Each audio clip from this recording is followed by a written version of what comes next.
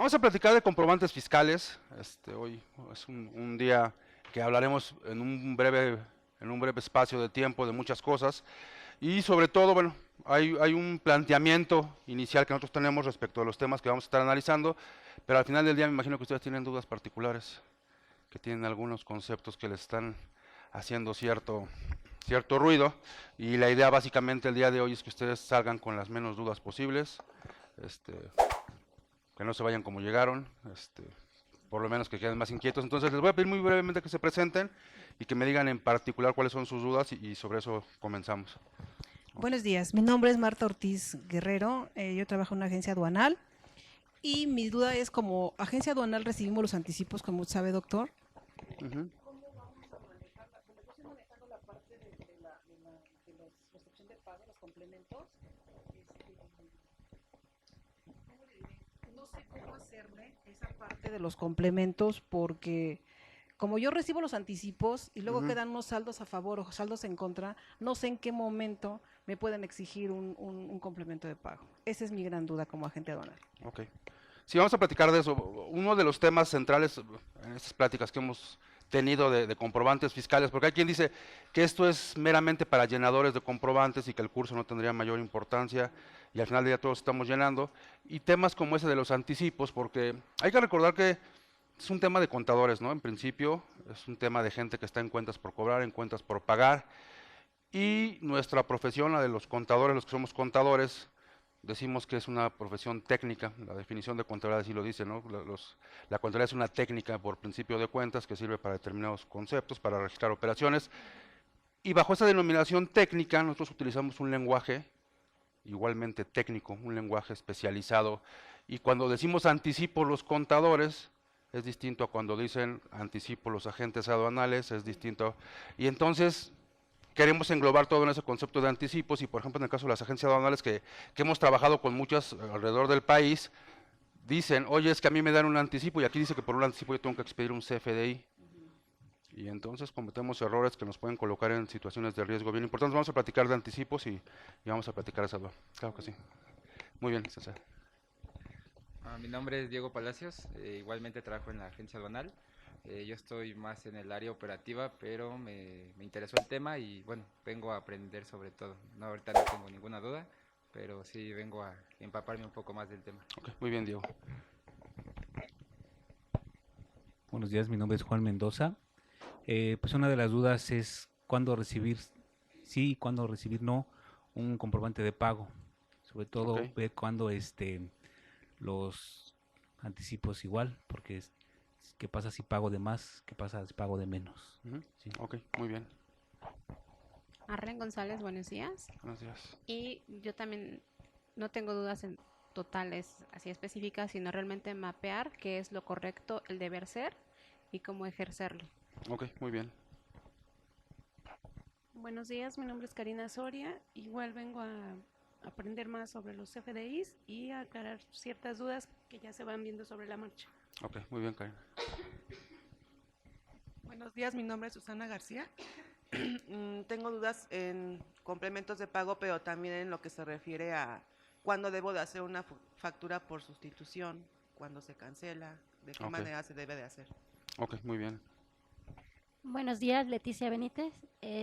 Sobre todo, ¿cómo se aplica o cómo se determina un factor al momento de el pago en dólares? Ok, muy bien.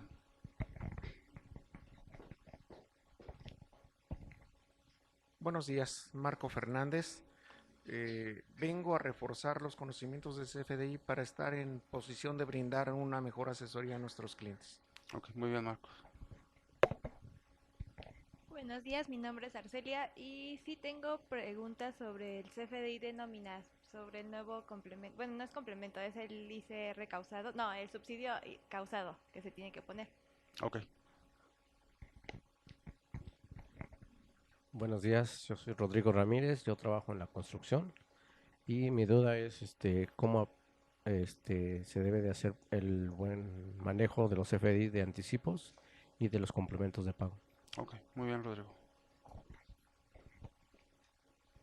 Buenos días, mi nombre es María Esther Rodríguez, vengo de COE Mexicana y pues prácticamente vengo a ver en cuestión de la aplicación de recepción de pagos, cancelaciones, a ver si lo estamos llevando bien y bueno, sobre la marcha.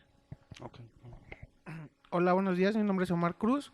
Yo tengo dudas sobre los anticipos de nómina, si se tienen que timbrar y qué pasa si si ahorita puedo retimbrar del año pasado, puedo retimbrar mi nómina del año pasado y si es deducible para el ejercicio 2018. Ok, vamos a platicar del tema. Buenos días, mi nombre es Marlene Morales y vengo también de COE Mexicana y por aprendizaje. Ok, muy bien. Vale. Buenos días, mi nombre es Blanca Granados, igualmente de COE Mexicana y vengo a aclarar dudas que surjan sobre la marcha. Ok, muy bien. Bien, pues vamos a platicar, entonces les decía, de comprobantes fiscales y haremos una valoración general del concepto. Vamos a tratar de analizar las principales características en términos de las disposiciones fiscales para que después estemos en posición incluso de tomar decisiones sin tener que estar consultando tanto la ley, sino ya más por sentido común, que además en buena medida esto se trata de eso, ¿no? De sentido común. ¿Ustedes saben dónde está la obligación de expedir comprobantes fiscales? ¿Dónde dice que tenemos que expedir comprobantes fiscales? ¿Cuál es la ley y la disposición legal? ¿De dónde emana esa obligación de expedir comprobantes fiscales? ¿Por qué tenemos que expedir comprobantes fiscales? ¿Dónde dice o por qué quién dijo que teníamos que expedir comprobantes fiscales? O nada más es un gusto que nos damos los mexicanos que tenemos. O sea, aunque mucha gente piensa que la obligación está contemplada en el Código Fiscal de la Federación, en términos reales la obligación surge de distintas disposiciones fiscales. La ley del impuesto de la renta, por ejemplo, en principio, dice en el artículo 76, cuando hablamos de personas morales, el 76 habla de obligaciones de personas morales, dice en la fracción tercera, que las personas morales cuando obtengan ingresos tienen que expedir comprobantes fiscales. Eso es para todas las personas morales, sean del título segundo del régimen general de ley, sean del título tercero de los no contribuyentes. Una persona moral que reciba un ingreso tiene que expedir un comprobante, dice el artículo 76. Pero si eres una persona física, dice el artículo 110, que está ubicada en el título cuarto, se llama de personas físicas, en el capítulo segundo, actividades empresariales y servicios profesionales, y en la sección primera, que se llama actividades empresariales y servicios profesionales también, dice también en la fracción tercera que tienes obligación de expedir comprobantes fiscales. Es decir, si eres una pequeña empresa, un empresario, persona física, tu tienda, tu papelería, tienes que expedir un comprobante fiscal. Pero si eres un profesionista, también tienes que expedir un comprobante fiscal. El artículo 112, en la fracción cuarta, dice, y si eres una persona física del título cuarto, capítulo segundo, sección segunda, los que todos conocemos como el régimen de incorporación fiscal, también tienes que expedir comprobantes fiscales. De igual forma dice el artículo 118, que es título cuarto, capítulo tercero, del régimen de arrendamiento de personas físicas, las que otorgan el uso o gozo temporal de bienes, dice también tienen que expedir comprobantes fiscales. De igual forma dice el artículo 32 de la ley del IVA, y todos los contribuyentes de IVA, sean personas físicas o sean personas morales, tienen obligación de expedir comprobantes fiscales. Y dice el artículo 19 de la ley del IEPS, y si eres un contribuyente de IEPS, de los que venden, no sé, alcohol, tabaco, cervezas, gasolina, algunos servicios que están grabados con el concepto, entonces también tienes la obligación de expedir comprobantes fiscales. Entonces la obligación de que lo hagamos está aquí. Entonces todos nosotros, de alguna u otra forma, o somos profesionistas, o somos empresarios, o somos contribuyentes de IVA, y por consecuencia tenemos que estar expidiendo nuestros comprobantes fiscales. Ahora, ¿cómo expedimos esos comprobantes fiscales? Hay una disposición fiscal que aplica de manera supletoria o complementaria a las demás disposiciones fiscales. Por ejemplo, dice la ley del impuesto de la renta que todas las personas físicas y morales que obtengan ingresos y que además sean residentes en territorio nacional, tienen que pagar impuesto de la renta. ¿Pero qué quiere decir eso de residente para efectos fiscales? No lo dice la ley de renta. Entonces me tengo que remitir al Código Fiscal de la Federación, complementa la laguna que tiene la ley de renta. Entonces desde 2004 la autoridad se empezó a preocupar por esto y dijo vamos a migrar a un esquema de comprobación fiscal. Y entonces se inventó un concepto que se llama CFD, comprobante fiscal digital. Y entonces dice, en lugar de que y empezó a hacer de manera voluntaria, dice, en lugar de que el impresor autorizado vaya y pida permiso, que el contribuyente pida permiso por él. Y entonces le autorizamos folios, y entonces que los haga en su computadora, que tenga ciertos elementos de seguridad, y después de que termine el mes que me mande un reporte de los comprobantes que hizo. Y así nos evitamos, como le hacían, dicen los contadores, que cuando se acabe el ejercicio diga al contador, y guárdate 10 facturas para que se ofrezca. o después de cada mes, o... Bueno, pues ocurrió que con este esquema de CFD, dice, pues es infalsificable, es inviolable, lo hacían, y entonces el contador se alía con los expertos en informática, dice, pues muévele la fecha, sí, guárdate igual 10 folios y hacemos lo mismo, y quedó exactamente igual, nada más que ahora en términos informáticos. ¿Qué fue lo que ocurrió? Lo que ocurrió es que entonces se le ocurrió al SAT un elemento adicional, dijo, ahora vamos a ponerle una I al comprobante fiscal, y que se llame CFDI, comprobante fiscal digital, pero ahora por internet. ¿Y eso qué implica? Que cuando el contribuyente emisor haga su comprobante, me lo va a tener que mandar a mi SAT, pues me lo va a mandar en tiempo real, y yo voy a hacer un proceso que se llama técnicamente certificación, y que coloquialmente todos le decimos timbrado, que consiste en que el emisor le manda al SAT el comprobante fiscal, el SAT le pone ahí el folio fiscal, un dato de ¿cuántos datos tiene el folio fiscal? ¿Muchos? Trae 32 caracteres alfanuméricos y 4 guiones, trae 36 caracteres, le pone el certificado de sello digital, entonces el SAT también le va a poner su certificado de sello digital, el folio, el certificado de sello digital del contribuyente y me lo devuelve, con ciertos algoritmos que acreditan que la operación fue celebrada entre dos contribuyentes en determinada fecha, hora, minuto, segundo. Es un algoritmo que convierte al comprobante fiscal en un comprobante único, íntegro, no le puedes mover ni una coma porque entonces el comprobante fiscal se invalida, y además tiene la característica de que no se puede repudiar. O sea, el que emite el comprobante fiscal después no puede decir que es suyo. O sea, es como el ADN fiscal del comprobante fiscal. ¿Por qué? Porque para emitir un comprobante fiscal yo tengo que utilizar mi certificado de sello digital, y para obtener mi certificado de sello digital yo tengo que contar con una e-firma que ahora se llama así. La que antes era la firma electrónica, después fue la fiel y después fue la fea.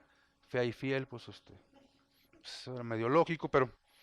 Y hoy es la e-firma, y esa e-firma está vinculada al contribuyente por datos incluso de orden biométrico, porque me pidieron mi acta de nacimiento, me pidieron mi CUR, mi registro federal de contribuyentes, y entonces llegué al SAT, me pusieron a tocar el piano, los dedos, el iris, foto de frente con mi número ya para que cualquier cosa que haga. ¿Mandé? Y entonces está vinculado a mí, y yo no podría decir entonces que si emiten un comprobante fiscal con mi certificado de sello digital, no sea mío. Tiene mi ADN fiscal. Como si yo tuviera un hijo y dijera, no, no es mío. Bueno, una prueba de ADN. Y no puedo decir después, no, es que se la presté al contador y después, bueno, o sea, que se la andas prestando, ¿no? Este es tuyo el comprobante, y así se entiende el concepto. Entonces, bueno, estos comprobantes fiscales han ido evolucionando. Decíamos hace un rato que el medio idóneo que encontró la autoridad para hacer comprobantes fiscales es el XML. O sea, ¿por qué el XML? ¿Qué es eso de XML? ¿Qué quisiera eso de XML? Comprobante fiscal, o sea, es donde viene toda la información detallada. Viene toda la información en ese XML, pero ¿qué es eso de XML? ¿Ustedes ven un XML y le entienden? O se ponen ahí a expulgar, ¿no? Y separan, y ¿qué caso tiene si eso lo hace una computadora, no? El XML, sí.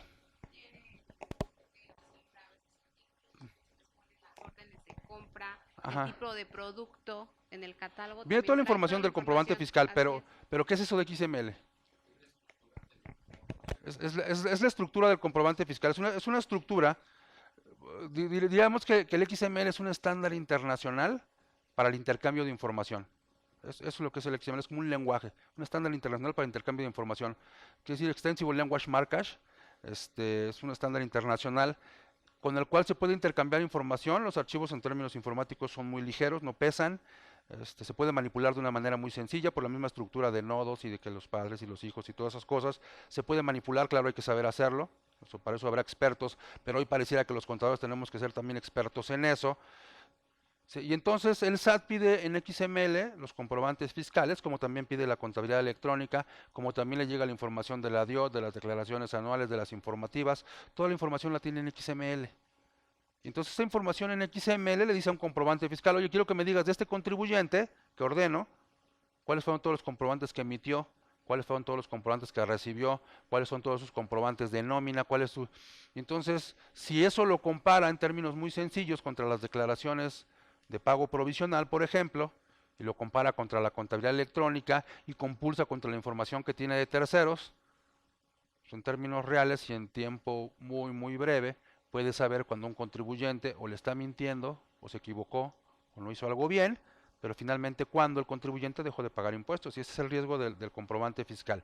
Que toda esa información, si yo, por ejemplo, estoy expidiendo comprobantes fiscales y ya hay reglas de resolución miscelánea que hablan al respecto, y por otro lado estoy presentando que no tengo nada de ingresos en mi declaración de pago provisional, porque dice el contador, para que no me multen lo presento en ceros. Sí, y entonces lo que ocurre es que esa información que yo tengo en ese comprobante fiscal y la compulsa que hacen con las declaraciones va a dar como resultado que la autoridad se dé cuenta que yo estoy falseando la información, mintiendo y en términos del Código Fiscal de la Federación cometiendo incluso un delito. Entonces, bueno, la información se tiene que ir perfeccionando, ha ido evolucionando desde la primera versión de CFD, versión 1.0, 1.1, como las versiones de cualquier sistema o software informático, el Office 2002, 2003, 2005, el Excel o lo que sea, esto va evolucionando igual y hoy día nos manejamos con una versión de XML, que es la 3.3 de los comprobantes fiscales. Previa tuvimos la versión 3.2, que fue la que estuvo vigente hasta antes de esta nueva incursión y que incluso durante algún tiempo convivieron las dos versiones y decía la autoridad, usa la que tú quieras. Cuando estaba esta versión previa, la 3.2, decía la autoridad, puede haber tres tipos de comprobantes, unos que se llaman de ingreso, otros que se llaman de egreso y otros que se llaman de traslado. ¿Para qué sirven los comprobantes de ingreso? Lo que normalmente llamamos facturas, que no se llaman facturas en ninguna disposición fiscal, o notas de venta, o recibos de honorarios, o recibos de arrendamiento. El único nombre real que tienen estos conceptos es comprobantes fiscales digitales por internet, CFDI. Eso es lo que pensaríamos los que somos técnicos. Pero el SAT, que es todo menos técnico, dice que son facturas. Le llama facturas a las 5 que existen hoy día, y entonces nos genera más confusión mental incluso a los que somos contadores. Porque mi pensamiento contable y mecánico y tradicional de toda la vida es, si tú me pagas por un servicio, yo te expido una factura y estamos a mano. Así hemos pensado siempre. Entonces el empresario también llega a pensar así porque se contagia de esa cultura que tenemos los contadores. Pero hoy hace mucho tiempo, cuando empezó todo esto, cuando le dice al empresario, oye, te voy a pagar, dame mi factura primero. Y le das la factura y entonces tú le pagas y como le pagaste después, le dices al empresario, oye, ahora necesito mi comprobante de pago que dice el SAT que es otra factura. Al empresario no le cuadra y no le hace clic porque dice, oye, ya te di una factura, vas a querer otra factura por la misma operación, te estamos duplicando, ya no te voy a dar nada. Entonces tenemos esa confusión que tendríamos que empezar a tomar conciencia que no es propiamente una factura, no son facturas ni una ni la otra. O sea, son comprobantes fiscales y tienen funciones distintas, ¿no? Una hace la función de amparar la operación de ingreso y otra tiene la función de hacer un comprobante de pago, única y exclusivamente. Entonces los de ingresos sirven para eso tradicionalmente y hasta la versión 3.2 también me servían incluso para recibir los pagos. Porque esta función o esta operación en donde yo tengo que amparar los pagos con un comprobante fiscal no es de septiembre del año pasado para acá. Y ya ese último nivel dice 00. O sea, porque ya no hay ese nivel de... O si buscamos las donas de Homero Simpson, que ya tampoco vienen. Pero igual así con las tortillas, ¿no? Hay cosas que ya no puedes encontrar, ¿no? Que se puede fundamentar con que los catálogos son deficientes y que exactamente no está la estructura adecuada. Están adaptados y mal adaptados. Ok. Están adaptados y mal adaptados. O sea, la búsqueda, dicen, es hacer estadística de qué se vende, qué se compra, quién vende, o sea, cuáles son los productos, cuáles son los sectores económicos. Pero con esa adaptación, yo creo que el nivel de detalle no les sirve para gran cosa, ¿no? Creo que lo que están buscando no lo van a encontrar por ahí. Aunque hay quien dice que sí, pero son 70 y tantas mil cosas, ¿no? Las que vienen en ese comprobante. Entonces lo doy como bueno porque yo le había dicho es que no es lo mismo la tortilla de maíz con la del burrito Pero y en el sí, código pero que no está en el catálogo. Ajá. No está en el catálogo. Ok, ya lo voy a perdonar. Sí. Si es al último nivel la diferencia, va a quedar 00. Y habrá 50 cosas. Lo mismo, por ejemplo, con tornillos, ¿no? Y clavos y cosas así. No viene clavos, clavitos, clavotes y clavititos. O sea, clavos y a ese nivel, ¿no? Y entonces los de 3/4 todos vendrán igual, ¿no? Y no hay ese nivel de cuadernos de profesionales, de rayas, de cuadros, cuadro grande, cuadro Si no lo queremos así, ese detalle, no es el concepto. En todo caso, aquí el punto importante, y que también es algo de la búsqueda de la autoridad, es la materialidad. O sea, ellos quieren demostrar que las operaciones que tú dices que hiciste, realmente las hayas hecho. ¿Y cómo demuestras eso?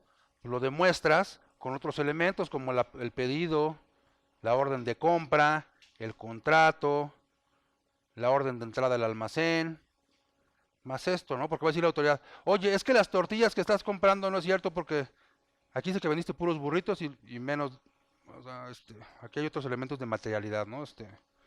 Y ese sería el tema que tendríamos que buscar. Y entonces dice, además de esos elementos, tienes que poner el valor unitario consignado al número. Son 10 sillas por pieza y vale cada silla 300 pesos. Entonces la unidad de medida.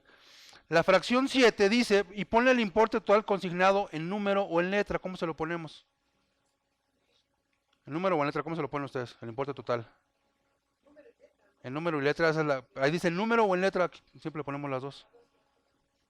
Incluso el sistema le pones el número y te pone la letra, ¿no? Entonces, así es como lo manejamos. Pero esta fracción séptima tiene la importancia de que se divide en 3 conceptos, que son los que en buena medida nos generan controversia. Dice la fracción séptima que tenemos el inciso A, donde dice, si la operación que estás celebrando te la pagan en un solo tanto, ponle al comprobante como método de pago, pago en una sola exhibición, aunque ahí no lo llama método de pago. Y luego dice el inciso B, pero si no te pagan en una sola exhibición, es decir, si tú vendes, por ejemplo, una máquina y el cliente te dice, te lo voy a pagar en 30, 60 y 90 vueltas, entonces ponle pago en parcialidades. No, eso es en el método de pago, pago en parcialidades. Eso es lo que dice el código. Y después, por cada pago parcial que te realice, tienes obligación de expedirle un comprobante fiscal al contribuyente que te está pagando. ¿Sí me explico? Entonces, por ejemplo, si a mí me van a pagar en 3 exhibiciones, le tendría que expedir 4 comprobantes. Uno que ampara el total de la operación y 3 que amparan cada pago parcial. Nada más que ese inciso A y ese inciso B, en el anexo 20, toman un vuelco. Ahí medio especial. Porque entonces dice el anexo 20, no le pongas pago en parcialidades, que antes se usaba, ponle pago en parcialidades o diferido. Y entonces despréndele al pago en una sola exhibición otra modalidad. Pago en una sola exhibición lo entendemos como que llegas y me pagas en un solo tanto. ¿Estamos de acuerdo? O sea, ya no es nada más eso. Se pago en una sola exhibición es que te pagan un solo tanto, pero además de eso, te lo paga en el momento en que estás celebrando la operación o ya te lo pagó antes. ¿Sí me explico? Me pagó ayer, pago en una sola exhibición. Me pagó hace un mes, pago en una sola exhibición. En el momento en que ustedes vienen a pagar el curso, en ese momento en la recepción les están generando el comprobante, pago en una sola exhibición. Dando y dando. Están ustedes en el mostrador de la tienda y le están haciendo el comprobante, pago en una sola exhibición. ¿Estamos de acuerdo en esa parte? Y entonces la modalidad de pago en parcialidades va a llevar un apellido más. Pago en parcialidades o diferido. Entonces se separa. Pago en parcialidades quiere decir en partecitas, en abonitos. Pago diferido quiere decir que te pagan después de celebrar la operación. ¿Sí vamos bien en esa parte? Regla 27132. ¿Dónde dice eso? Y ahí estaba muy claro y tenía un objetivo además muy inteligente por parte del SAT. O le salió de casualidad, no sé. Yo creo que más bien le salió de casualidad. Porque dijeron, a ver, si el comprobante dice pago en una sola exhibición, quiere decir que ya me pagó. ¿Estamos de acuerdo? Porque se celebró al momento o porque ya se había pagado antes. Y entonces, si el comprobante dice pago en una sola exhibición, yo le meto aquí una fórmula, un algoritmo, no sé qué, y dice, ¿ya cobró? Sí, porque dice pago en una sola exhibición, ya causó IVA. Cuéntaselo para que prácticamente de forma automática tú sepas cuál es el IVA que ya cobró. Y además vas a saber cuál es el IVA que ya pagó, y entonces vas a saber por diferencia cuánto te tiene que estar pagando de IVA en el mes siguiente.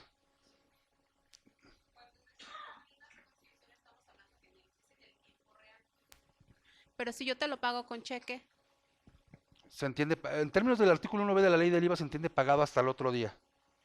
pero Se la entiende. factura de él debería decir pagado en una sola exhibición con cheque, o cómo se tiene que hacer ese CFDI.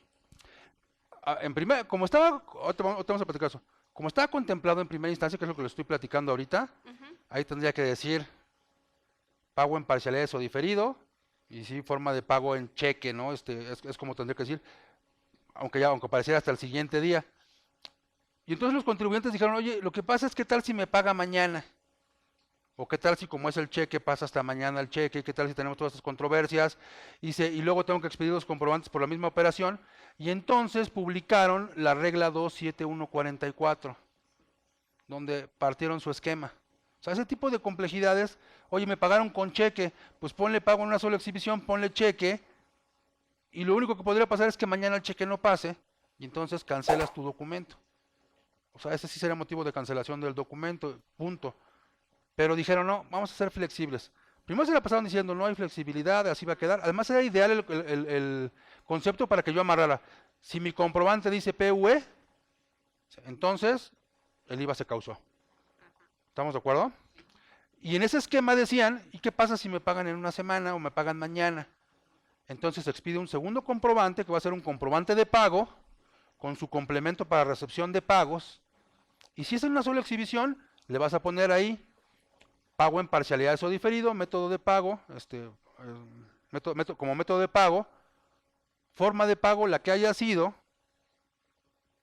hasta ahí no tendríamos problema, y entonces vinculas este comprobante, el de pago, perdón, el complemento para recepción de pagos, lo vinculas con el comprobante posterior y le pones ahí que el vínculo que tiene con el otro comprobante es un pago diferido. ¿Sí me explicó? A ver, yo expedí un comprobante hoy. ¿Cuándo me vas a pagar? Te voy a pagar en una semana o en 15 días. Estamos hablando todavía antes de la regla 27144. ¿Estamos de acuerdo? Te pago en 15 días. Entonces tu comprobante va a decir PPD, pago en parcialidades o diferido. ¿Estamos de acuerdo? Forma de pago por definir. Porque todavía no sabemos. Siempre te pago con transferencia, sí, pero ¿qué tal si ahora no? ¿Estamos de acuerdo en esa parte? Cuando 15 días después me paga, yo tengo que expedirle un comprobante de pago. ¿Estamos de acuerdo? Con su complemento para recepción de pagos. ¿Qué datos vienen en el complemento? Un comprobante de pago no puede vivir solo, ¿estamos de acuerdo? Es origen de un comprobante de ingreso. Entonces los tengo que vincular. Y le voy a decir, ¿cuál es el comprobante relacionado? Le pongo el folio de aquel del ingreso, ¿estamos de acuerdo? Tipo de relación que tiene con aquel comprobante. Le voy a poner que este es un pago diferido de aquel otro comprobante. ¿Por qué pago diferido? Porque me pagó después. ¿Estamos de acuerdo? Ahora, si le expedí el comprobante el primero y me dijo, te voy a pagar en 3 exhibiciones, cuando me pague la primera exhibición o la primera parcialidad, comprobante de pago, complemento para recepción de pagos, el folio de aquel comprobante, y cuando le ponga tipo de relación, pago en parcialidades de aquel otro comprobante. Y me hace otro, lo mismo. Y me hace otro pago, lo mismo. Entonces la regla 27132 era bien clara. Dice, pago en una sola exhibición, ya te pagó. Pago en parcialidades o diferido, no te ha pagado. Y cuando expides el complemento de pago, entonces la autoridad ya sabía que yo ya había cobrado. Publica la regla 27144 y entonces me dice, no, es que para no apretar tanto al pobre contribuyente vamos a hacer lo siguiente. Antes, pago en una sola exhibición, era antes o al momento. ¿Estamos de acuerdo?